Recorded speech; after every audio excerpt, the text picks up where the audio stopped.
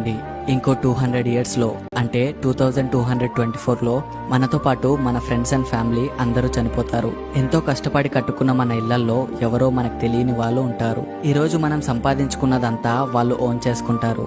Even మీరు ఎంతో ఆశగా కొనుక్కున్న బైక్ అండ్ కార్ కూడా. వాళ్ళకి మనం ఎవరో కూడా తెలిసి ఉండకపోవచ్చు.